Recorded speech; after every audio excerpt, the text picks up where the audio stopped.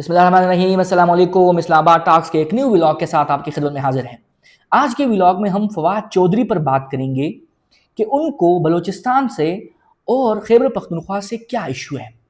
جب بھی خیبر پختونخوا اور بلوچستان کے حقوق کے بارے میں بات ہوتی ہے یا خیبر پختونخوا اور بلوچستان کے ایشوز کے بارے میں بات ہوتی ہے تو ان کو کوئی نہ کوئی کنٹروورسی یاد آتی ہے، اور وہ بھی اس طرح کی کنٹروورسی کہ اس میں ان کی ذاتی انات، ایک ذاتی بغض اور اس طرح کے مسائل ریفلیکٹ ہوتے ہیں۔ وہ کبھی بھی حقائق پر آپ کو بات نہیں بتائیں گے کہ اصل مسئلے کا جڑ کیا ہے، لیکن کوئی بھی بات کو اس طرح کا پریزنٹ کرنا کہ وہ بہت ماہر ہے اور اس مسئلے کو جڑ سے جانتے ہیں۔ فواد چودھری ایک وقت پر وہ سائنس ایک ٹیکنالوجی کا ماہر بھی بن جاتا ہے، وہ انفارمیشن کا بھی ماہر بن جاتا ہے، اور وہ افغان امور کو بھی اچھے سے جانتے ہیں، اور ان کو پاکستان میں جو ملیٹنسی ہے یا بلوچ میں جو سپریٹسٹ گروپس ہیں اور وہاں پہ ملیٹنسی اور انسرجنسی ہے اس کے بھی وہ ایکسپرٹس ہیں۔ آپ اس سے اکانومی پہ بھی بات کر سکتے ہیں، آپ اس سے ہیلتھ پہ بھی بات کر سکتے ہیں۔ آخر کیا ہے کہ فواد چودھری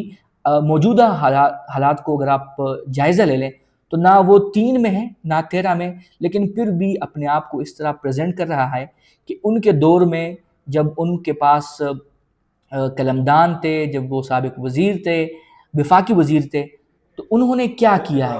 لیکن اگر آپ ابھی ان کے نظریات، خیالات اور ان کے ویوز جاننے کی کوشش کریں تو آپ کو اندازہ ہوگا کہ وہ تاریخ کے کس سمت میں کریں،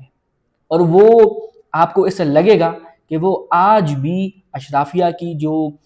بقا ہے یا ان کے مفاد ہیں اس کو پروٹیکٹ کر رہے ہیں۔ یہ معاملہ کہاں سے شروع ہوا کہ وہ بلوچستان کے بارے میں اس طرح کے خیالات رکھتے ہیں کہ وہ کہتے ہیں کہ جو لوگ بلوچستان کے ایشو پہ بات کرتے ہیں تو وہ فیشن کے طور پہ بات کرتے ہیں۔ اب آج ہم آپ کو حقائق دیں گے، کیا بلوچستان کے عوام کے حقوق پر بات کرنا یا ان کے مسائل پر بات کرنا یا وہاں پر اگر آپ فورس ڈسپیرنس کی بات کرتے ہیں تو کیا وہ فیشن ہے؟ ذرا حقائق کو ملاحظہ کریں اور ان تک اس ویڈیو کو لازمی سنیں۔ قاضی فائز عیسیٰ صاحب جو ہیں، جو سابق چیف جسٹس آف پاکستان ہیں، اس کے معاملے پر ایک ڈیجیٹل پلیٹ فارم ہے، انہوں نے ایک ڈاکومنٹری بنائی اور عوام سے انہوں نے پوچھا کہ قاضی فائز عیسیٰ کے معاملے پر لوگوں میں کافی کنفیوژن پائی جاتی ہے۔ کچھ لوگ انہیں انٹی پی ٹی آئی قرار دیتے ہیں، جبکہ کچھ کا کہنا ہے کہ وہ دراصل پر پرو نون لیگ ہیں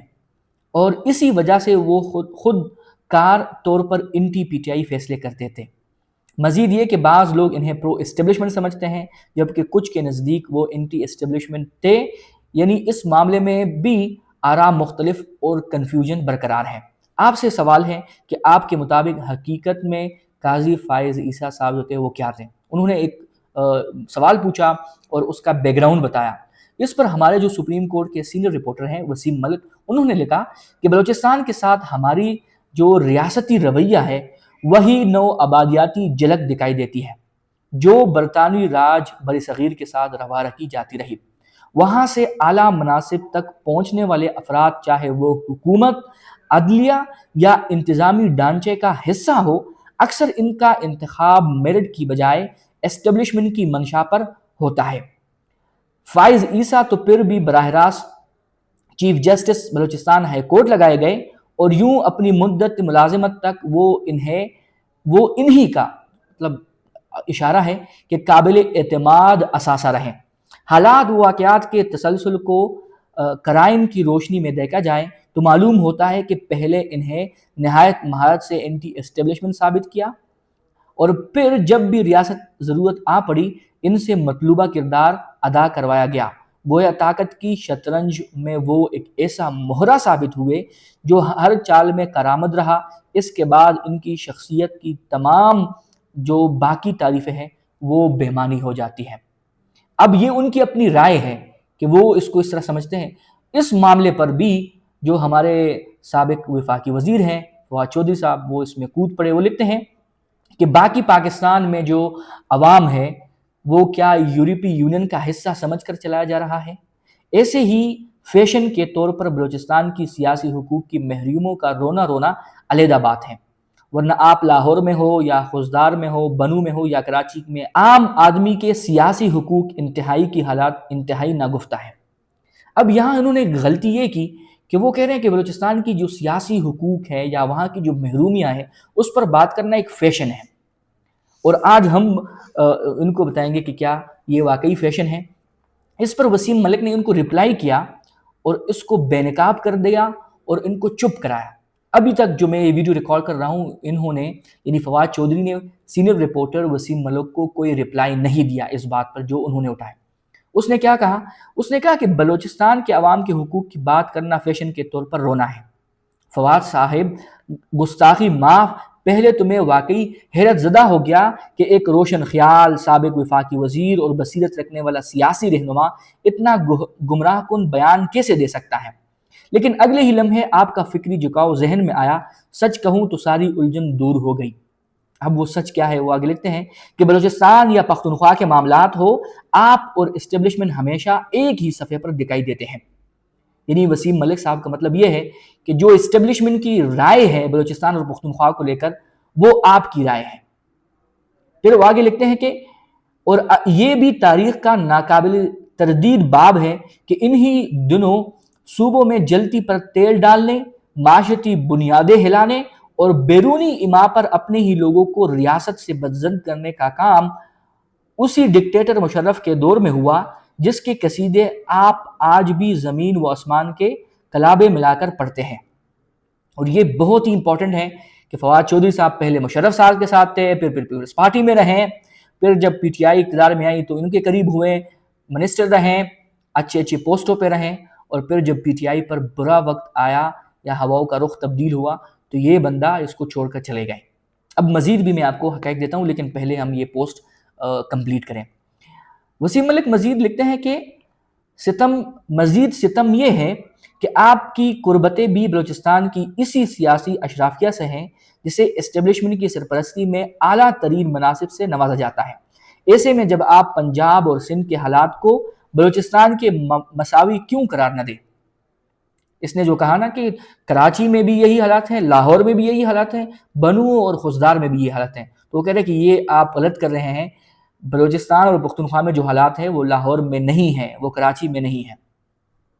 آپ اپنے محدود سیاسی دائرے سے باہر نکل کر زمینی حقائق دینے کو تیار ہی نہیں ہیں، اور یہ بہت ہی سچ ہے۔ جو آج کل ہر فن مولا بنے ہوئے ہیں نا، جو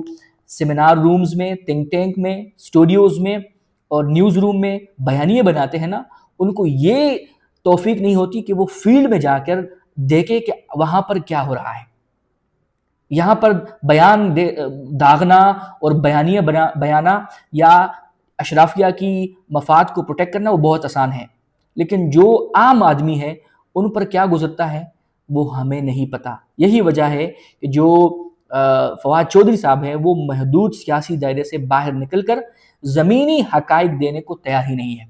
پختونخوا میں کم از کم اتنی سکت تو پھر بھی موجود ہے کہ لوگ اگر مرتے ہیں تو چیختے بھی ہیں، احتجاج بھی کرتے ہیں اور کسی حد تک اپنی بات منوا بھی لیتے ہیں، مگر بلوچستان کا المیہ اس سے کہیں زیادہ گہرا اور بھیانک ہے۔